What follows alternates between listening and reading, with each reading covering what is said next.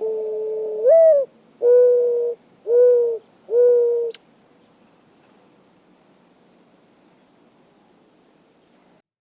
to Philosophy Podcast. This is August Baker. Philosophy Podcast is where we interview leading philosophers about their recent books. Today, I have the privilege to speak with Professor Daniel Dennett about his most recent book, which is called I've Been Thinking, a memoir.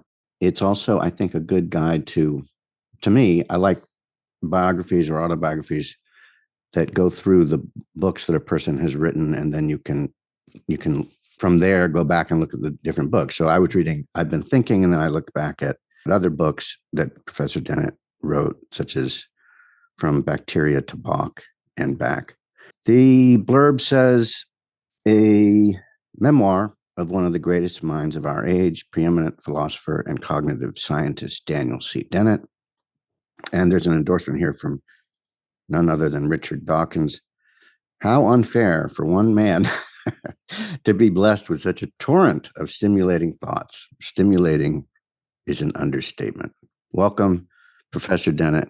Thank you for joining me today. I'm delighted to be with you.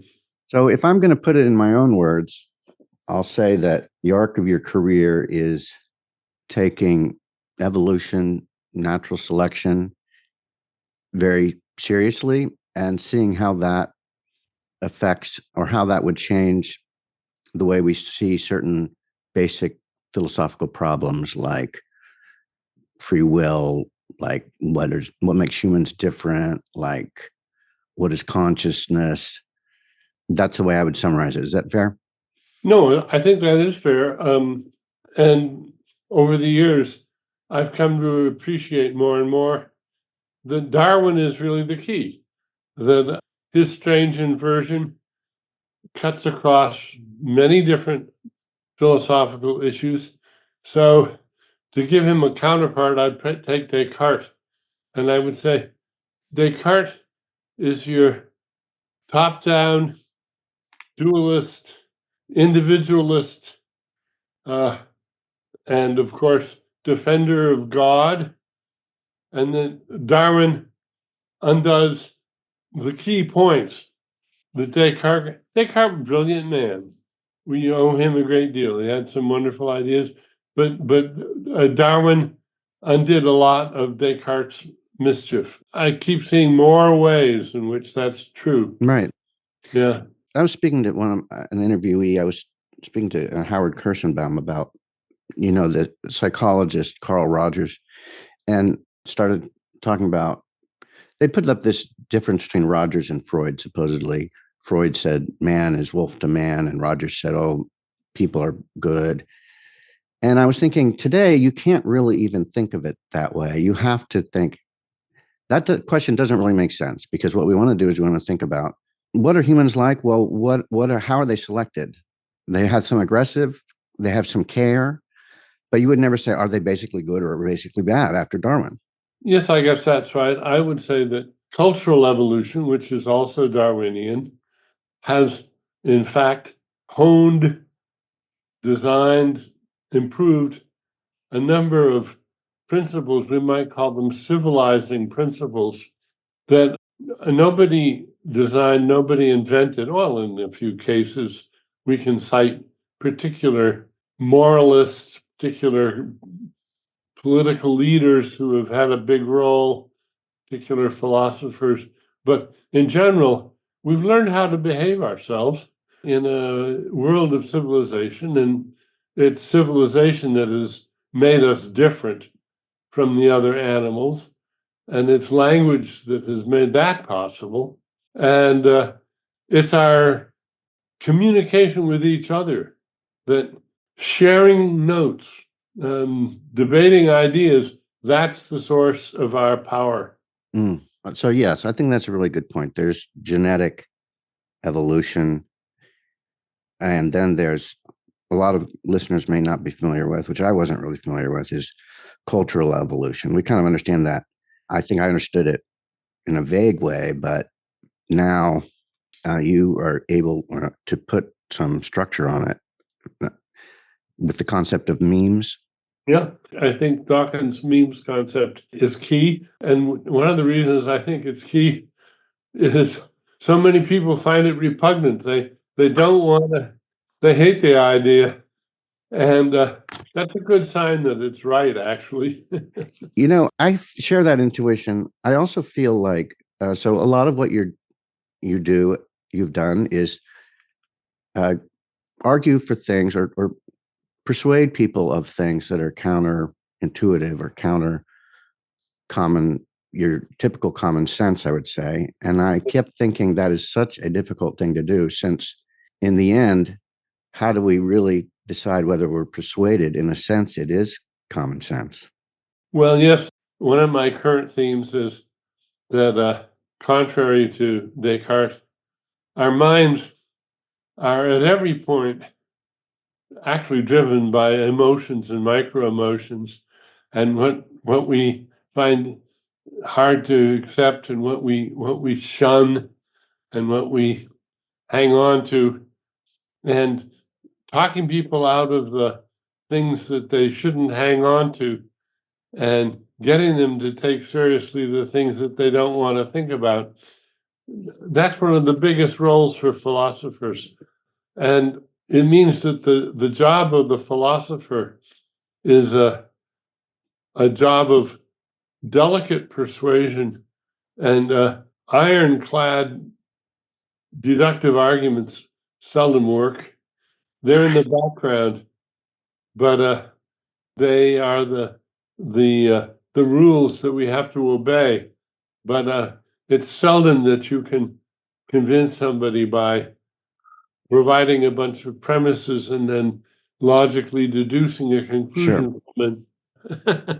Right. I've had some funny experiences with people. I mean, infuriating to them, no doubt, but sometimes I will run into somebody who gives me a set of premises and says, "You have any problem with any of those?" And I say, "Well, I don't know. I guess not. For the nonce, I'll take them aboard. Why?" And then they'll hit me with a rock solid conclusion, and I'll say, "Well, I don't believe that." Right. Interesting. And they say, "Well, why not? You've got to. You Yeah. accept the premises. You have to accept the conclusion." I say, "Actually, no, I don't. All I have to say is, sorry. It may be my fault. It may be your fault, but I don't accept the conclusion." Right. And now, one time, I won't. Thankfully, I can't remember who it was, but this one fellow who just kept badgering me. You know, why don't you accept the conclusion? And I said, "I don't know why. I guess it's because I'm just a jerk." And stopped the conversation Right. uh, in a not very nice way, but he'd been uh, overstepping the bounds of civility as it Mm. was. So, Talking to getting facing uncomfortable assumptions that people have. I think, okay, so that reminds me of Socrates, gadfly, right? It seems to me, though, that the difference between someone like you and that classic image of the philosopher is that today you really need to argue a point. You need to have a theory that you put together and that you defend it. And in a way, this is something that Timothy Williamson says, in a way, philosophers can be something like lawyers in the sense that they want to, if there's a theory out there that isn't being taken seriously enough, they try to argue it as strongly as they can, as forcefully as they can, not really whether they believe it, but they want each argument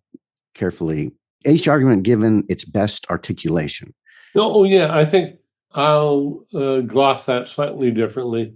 I'm always delighted to interact with somebody who is just dogged on some point, who really wants to show me something and will stand up for it.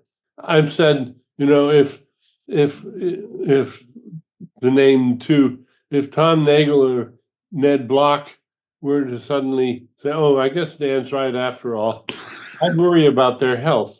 Right. I expect them, to go down fighting. They should. It's more important that they be exponents of those ideas, even if they're wrong, as I'm sure they are. But it's good to have an example that's not a straw man. Completely. And you raised the issue of Tom Nagel. One of the interesting things about your book is the way you know these people from so long ago. You just sort of casually note that when you were an undergraduate, you were taking a class and Tom Nagel was sitting in as one of the Yeah, graduate students. he was one of the students. He was one of the graduate students when I was one of the undergraduates. Yeah. I'm going to come back to him, but I wanted to ask you again, go back to this idea of cultural evolution and memes. And just to give you a specific example, if you could idea about it, but you can clarify it. I noticed you went to Winchester High School before you went to Exeter, and the name of the Winchester, the mascot for the Winchester has been, I think it was when you were there, the Sachems. Yes. And recently it was changed to the red and the black. And I don't know how long ago. And part of their justification for that is that that was actually the original name, that it was the red and black in the early 20th century. It only became the Sachems in 1951.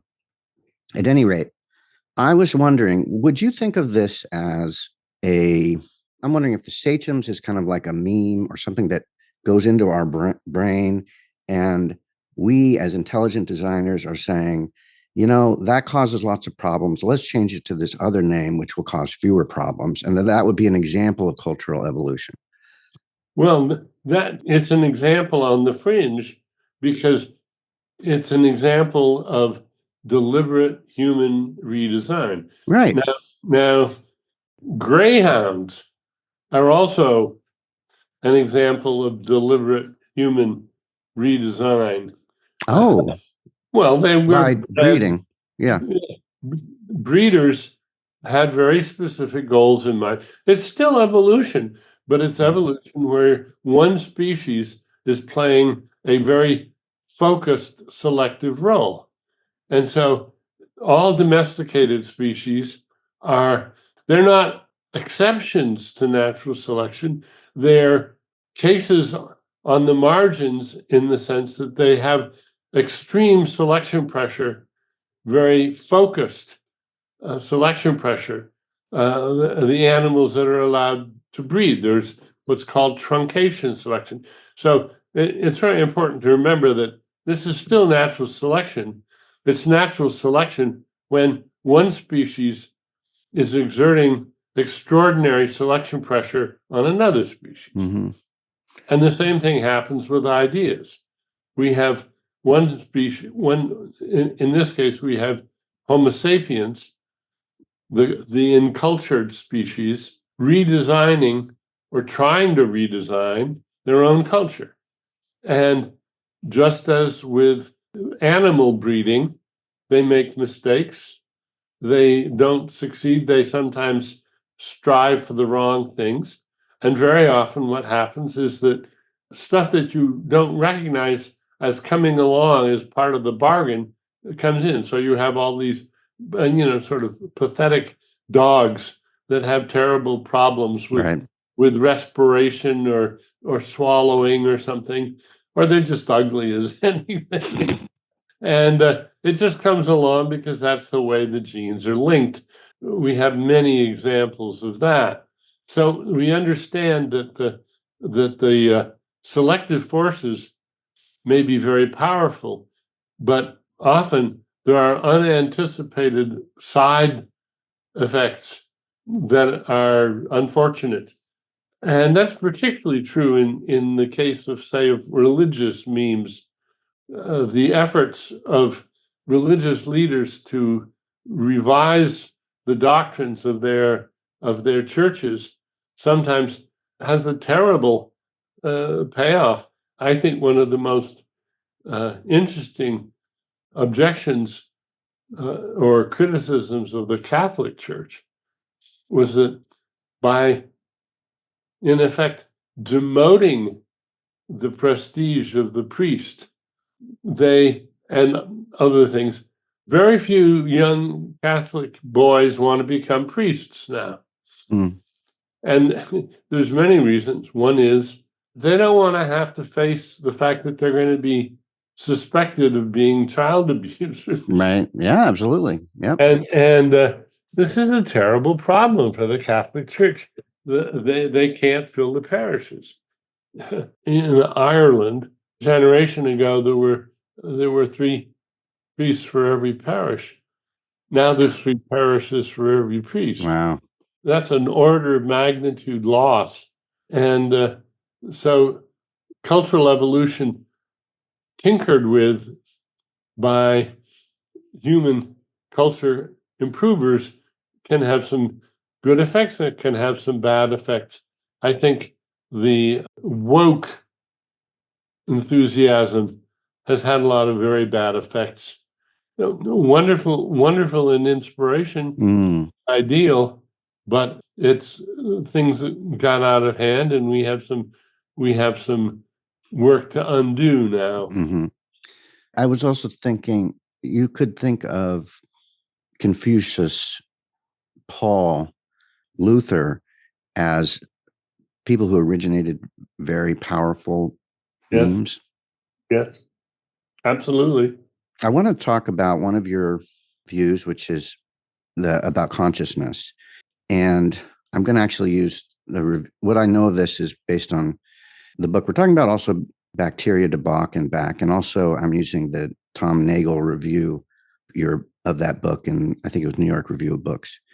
As I would say, you're going to say consciousness, which seems so important to us, is you're going to use the metaphor of a user illusion.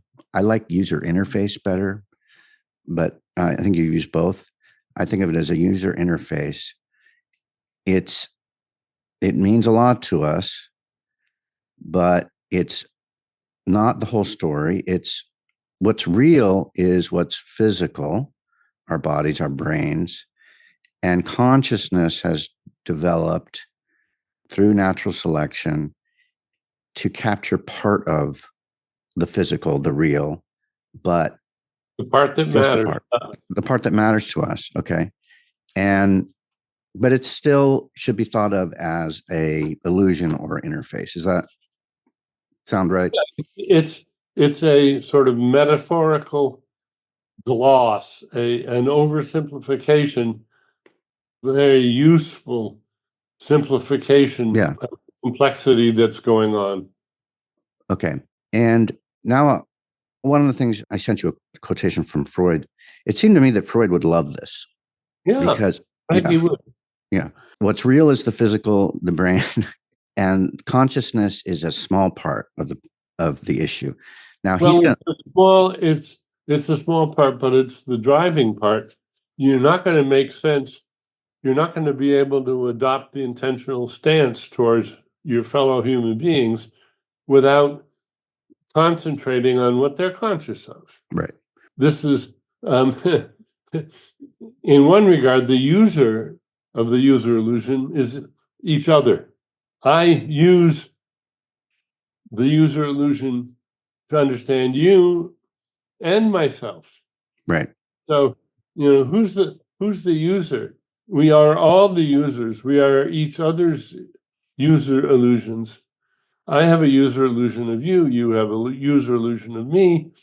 And interestingly enough, your user illusion of you depends on my user illusion of you. It's because we are communicators, and it's because we have both been trained by our upbringers and our peers to use words in roughly the same way to talk about the things that are accessible to us. We've grown into a shared interface that we can rely on. Right. And so let me turn to, I think I understand that. I want to go to Nagel, his review, Yeah. which you didn't reply to. I thought that probably meant you kind of, because you reply usually to any critical review. I seem this is Oh no, no. I let a lot go by. Okay. All right. Well, maybe I'll raise these with you here. I thought it Yeah. meant it, but he says that in his view, the heart of your position is to deny the authority of the first person perspective with regard to consciousness and the mind generally. Now, I want to give you a guess about what your response to that will be. I think you're going to disagree with that because you're going to say, obviously, all my theory is coming from the first person perspective. My book is from that perspective. I'm not denying that perspective. I'm denying whether it can tell us about what consciousness is. That was my guess about your response. Well, pretty good. But let's look at the word authority. Mm-hmm. I'm saying, yes, I'm denying the authority. We're not incorrigible. We're not absolutely certain. The infallibility idea, which has been around since Descartes, for Right. sure, one of his, he gets his clear and distinct ideas. He can't be wrong about that. Oh, yes, he can. So I want to say, right, there is no infallibility. There's no certainty. There is nothing that you know from the inside about your own thinking that is perfectly invulnerable to error. The authority you have, and you do have authority, is in effect social authority. It's conversational authority. It's a political point. This is a point that Rorty makes. We're incorrigible in the sense that there's nobody in a better position. It doesn't mean you're in a perfect position. It's just that nobody else is in a better position. That's why we talk to each other. If I want to know whether it hurts you, I ask you. Right. And pretty much I'm going to take you at your word. Sometimes you'll be wrong. Sometimes even with complete sincerity, you Right. may tell me something about your own mind, which is just not the truth. So you're authoritative, but you're not perfectly authoritative. Am I authoritative about knowing that I have this manifest image, that I have this user interface? Well, only in the sense that once you understand what that means, it's obvious. Okay, gotcha. Fair enough. The next point is Nagel says the trouble is that Dennett concludes not only that there is much more behind our behavioral competencies than is revealed to the first person point of view, which is certainly true. So there's a lot more about our competencies than the first person point of view. But he says that your position is that stronger, which is that nothing whatever is revealed to the first person point of view. Nothing whatever is. I don't remember that. We don't know. Maybe I can elaborate on it more. He says to say that there's more to reality than physics can account for is not a piece of mysticism. It's an acknowledgement that we are nowhere near a theory of everything, and that science will have to expand to accommodate facts of a kind fundamentally different from those that physics is designed to explain. No, I And think it goes off the rails there. okay, so how so? First of all, it's not physics that's going to do the heavy lifting. It's biology. Leave physics out of it. And it's as with free will. When we get a good biological account of how our thoughts are marshaled, how the competitive process of the multiple drafts models work, that's not going to be physics that's going to help us there. It's biology, it's neuroscience. We're going to learn. You think that when you look at a bright red apple, you're directly apprehending the property, a phenomenal property of redness. Baloney. There's no such thing as a phenomenal property of redness. You're seeing a red apple. Yes, Mhm. it's red. You know it's red. How do you know it's red? You don't know how you know it's red. You know that if you close your eyes, then you know it's coming through your eyes.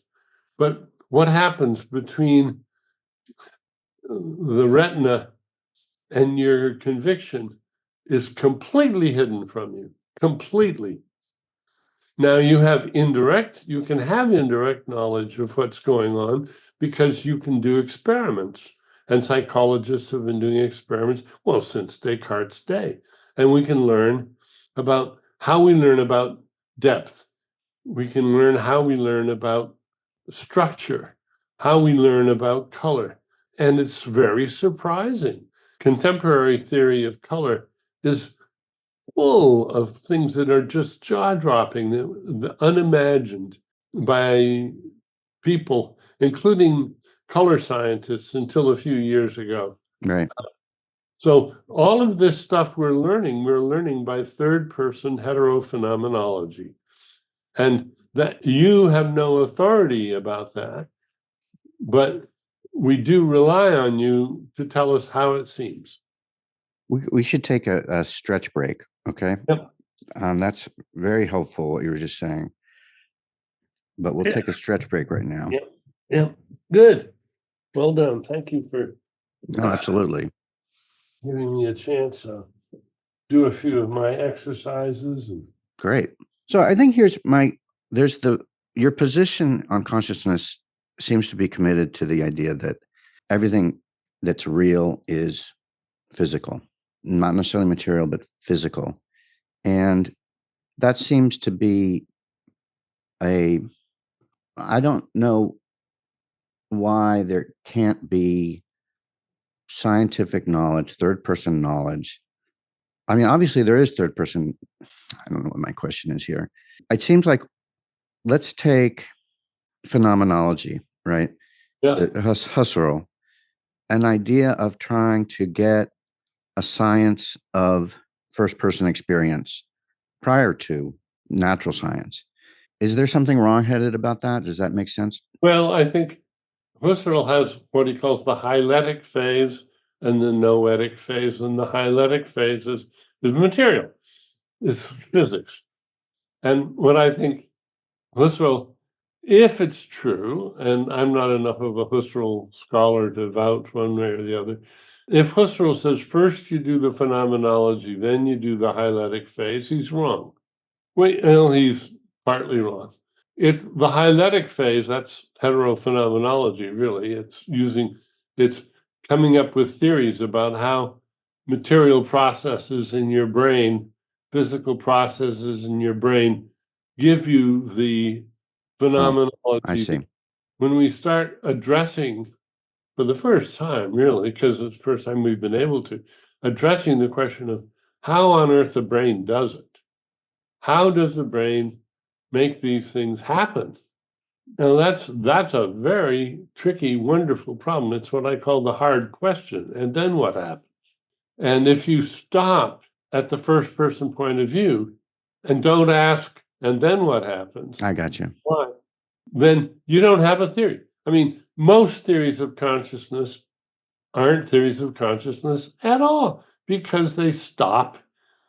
They take you up to consciousness, up to access, up to phenomenology, and then they say done. No, that you haven't. That's Right. only that's the easy half of the theory. Getting the photons to make nerve impulses travel up the optic nerve and arrive eventually at V1 and so forth. And that's the easy part of the theory. Now we got to do the hard part of the theory, is the rest of the story. And until you've got the rest of the story, you have a theory of television, not vision. Maybe this is a way to come at it. I think there's a sense that to say that if we want to understand that consciousness is a user interface, it seems to me to be saying the real work in thinking in research is in the sciences, and what they're doing in the philosophy department is not the real stuff. I don't think you're saying that, but No, I'm not. okay. No, almost. Well, I think that's it just seems like that is hurt my feelings. I don't want Well, to. yes, and a lot of philosophers are very upset because basically I'm telling them, if you're not doing philosophy of mind with a good hard look at the hard question and the neuroscience, then you're wasting your time. Okay, but all the other people in the philosophy program, the people who are doing well, all the other people in that are doing research in any field, history, in metaphysics, in aesthetics, in moral philosophy, none of that is impacted by this. That is all still very valid, important work, and it's not going to be reduced to say, oh, you can really get this through physics or through biology. Right. But I think it is impacted. Let's take metaphysics, which looks like the most invulnerable. I think metaphysics, if you read the work of, say, Don Ross and James Ladyman, Everything Must Go. That book is a brilliant sort of assault on traditional metaphysics, which I have likened to a prioristic auto phenomenology, autoanthropology, a prioristic autoanthropology. This is when you get a bunch of your buddies around, your metaphysical gang, and your gang as the informants, you're the anthropologist, and you try to make clear, rational sense. You try to come up with a consistent theory based on the intuitions of your little group. Mm-hmm. That's just anthropology. It's like going off into the jungle, finding a tribe, and grilling them at length about their beliefs, and then trying to put that into a coherent, rational story. Okay. And you don't care whether it's true, be a lot of falsehood in it. That's an exercise which takes the informants as authoritative. Who else are you gonna?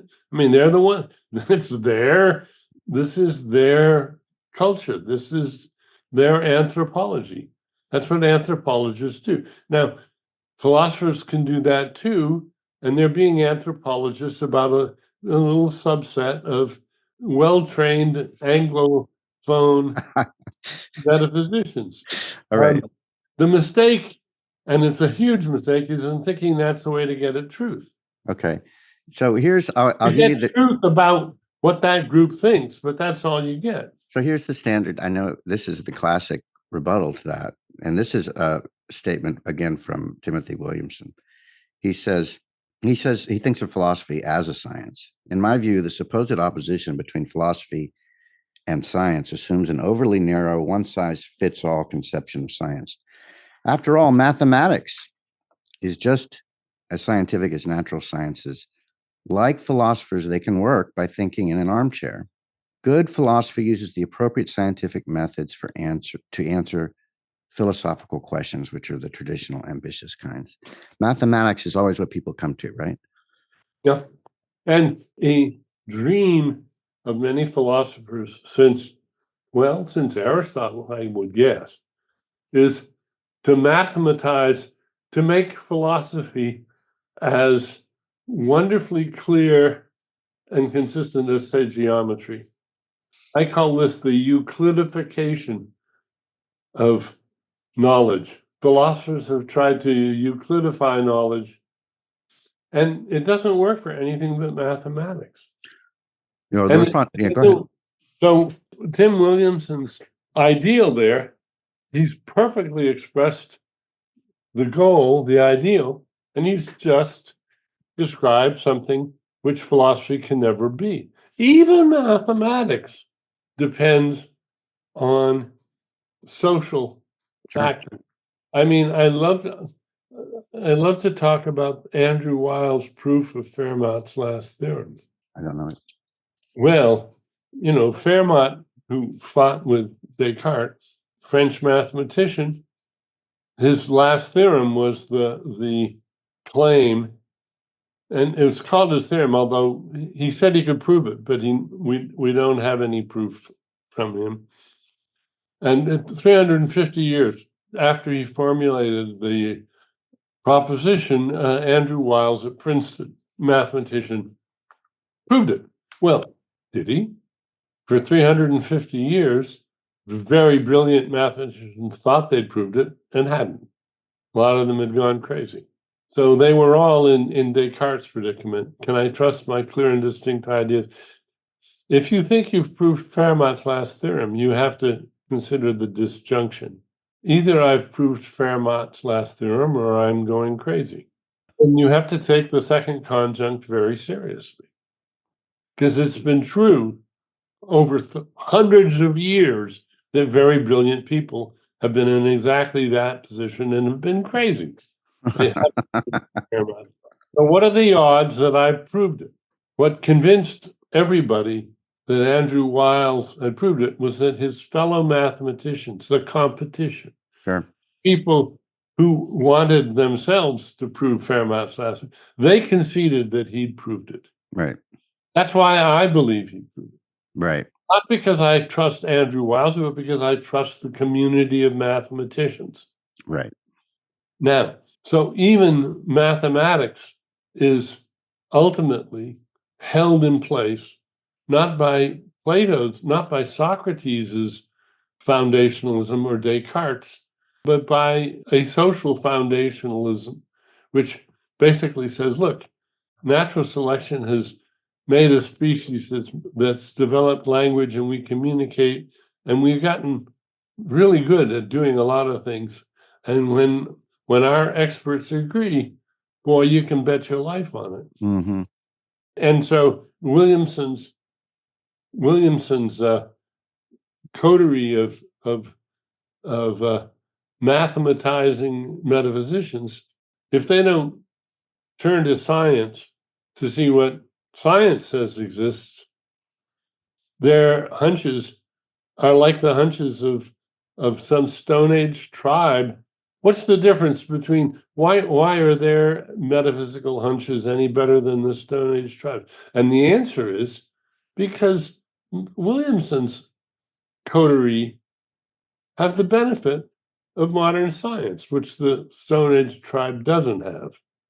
It's because what counts as intuitive to Williamson and his coterie are the results and the byproducts of hundreds of years of science and mathematics. So, I mean, it depends on how we think of science, right? So I think Williamson's thinking of science as this combined social enterprise where people think through time. It doesn't necessarily mean empirical observations, right? Well, it includes mathematics, yes.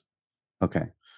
It includes lots of deliberately simple models that can be manipulated with incredible power, whether it's Bayesian nets or game theory or statistics or fancy logic, recursive function theory, Right. all good stuff. Or thought experiments? Some yes and some no. Okay. Let's turn to feeling wounded by this hypothesis and trying to. I'm really pleased that you say that, because I think it's I a feel it. candor. It's a bit of candor. Yeah. That a lot of philosophers have not found the courage to adopt. Oh, I And can feel it in me. yeah. Right. So Good. I was just thinking about, so folk psychology is something still that's important to work through. Like I was thinking about the concept of sour grapes. We all know what sour grapes is. We all see it.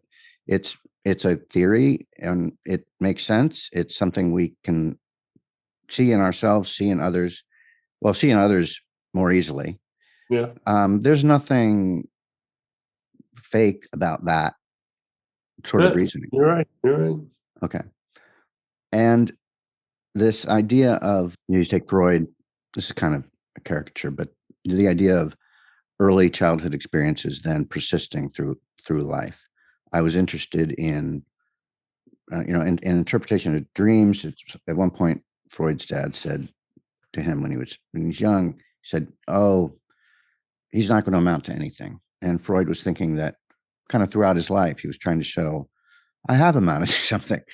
And I was interested in the anecdote you gave about Rorty, which that you were in this dinner in Yeah. Argentina that was more expensive, that because of the exchange rates you could afford. Yeah. And well, you can go ahead and finish the story. Well, just a long, long, long, expensive lunch, very beautiful lunch. And we were talking about all sorts of things. And I said that it mattered to me that scientists took me seriously. And he said he didn't give a damn what scientists thought. It was the poets. Right. That, Didn't care about philosophers or scientists. yeah, It was the poet. Yeah.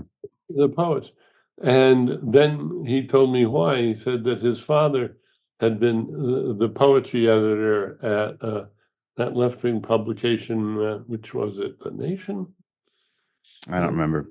I've got it right in the book. I remember I had Yeah. it wrong for a while. I've got But it in here any somewhere. case, his Go ahead. father was a poetry editor, and when Dick was a teenager, he wrote a sonnet and showed it to his dad, quickly read it and handed it back to him and said, "Doggerel." And I thought, oh boy, what a Yeah. ouch He was the poetry editor of Dissent. descent. Yeah. Right. That sort of theorizing, again, it's all through the user interface. I think of there being a manual for the user interface, and it's writing out the manual for the user interface and sharing it with other people. And it's all very valid and useful. And yeah, sure, there's another layer underneath it, but Yeah, that's a good account of folk psychology, I think. okay. I mean, who are the great philosophers of folk psychology? Wittgenstein and Ryle. And they both stopped short. They just looked at folk psychology and they did not go on to ask the hard question. Ryle didn't have a scientific bone in his body. He knew nothing of science and didn't want to know anything, but he knew that it was out there, and I'm happy to say, he directed me to scientists so I can get some help from them, since he knew he couldn't help me with that. As for Wittgenstein, well, Wittgenstein was trained as an engineer and knew some science and knew some logic. To me, the great confrontation, which I would love to be able to get in my time machine and go back and see, was when Turing and Wittgenstein were both lecturing on the foundations of mathematics at Cambridge at the same time, and they were each attending each other's classes. Oh. And we don't have accurate accounts of either one of them. We have some of the Wittgenstein acolytes who took their notes, and we have pretty good notes. And what amazes me about those is when I read them, I think Turing wiped the floor with Wittgenstein. That Wittgenstein was afraid of Turing, and that he was afraid of Turing because Turing had this wonderful Darwinian insight. That was that you could have a thing that did arithmetic that didn't know what arithmetic was.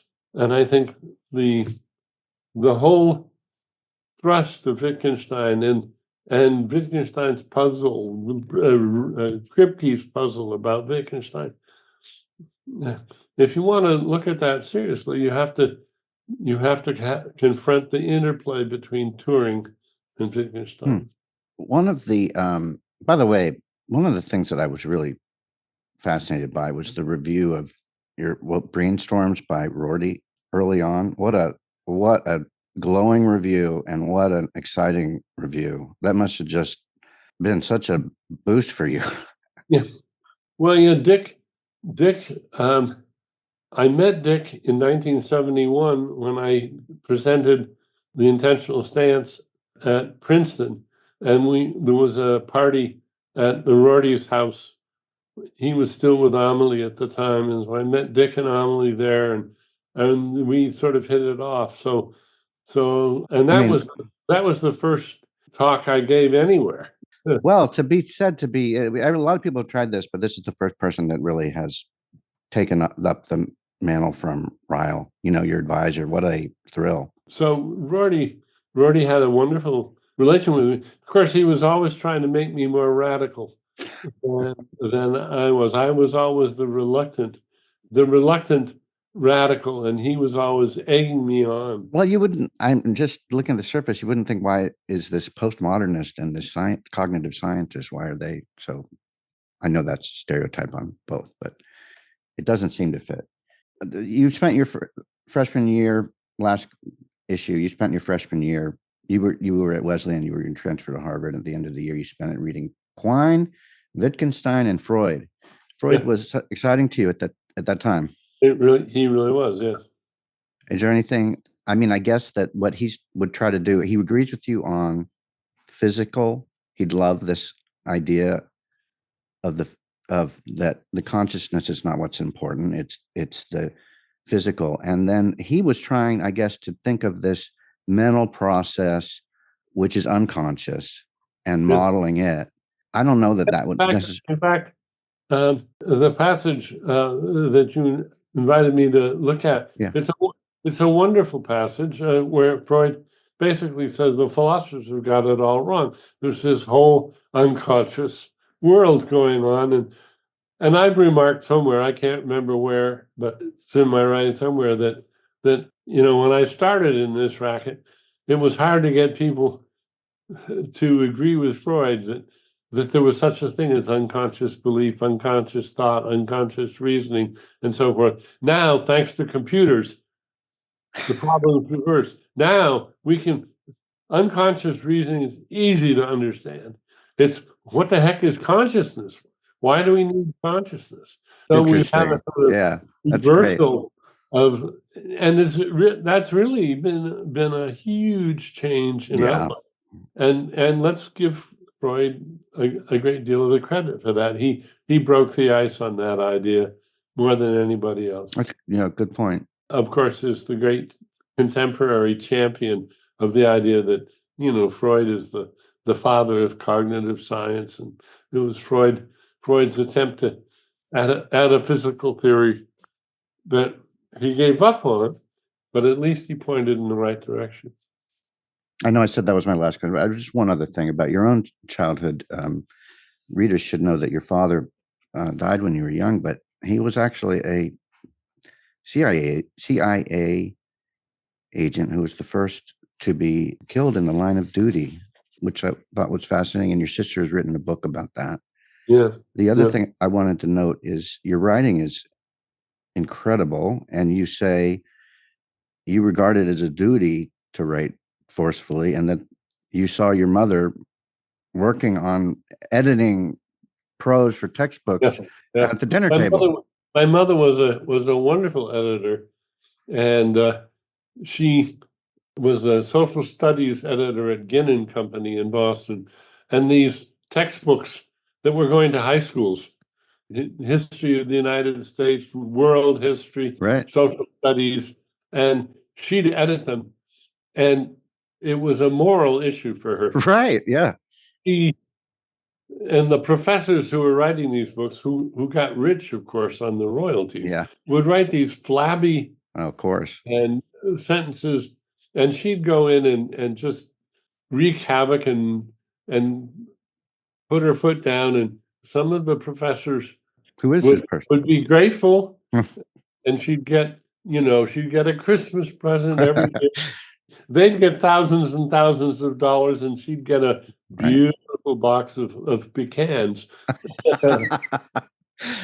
But there were others that resented, I bet, her work. But she was a great editor, and really taught me to take pride in what I wrote and to be happy to be edited.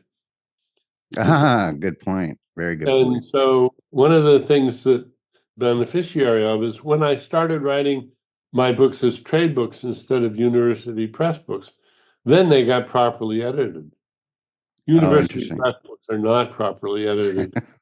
They are As we edited, know. but not Yeah. the way trade books are. Yeah. And a good trade book editor always makes things better.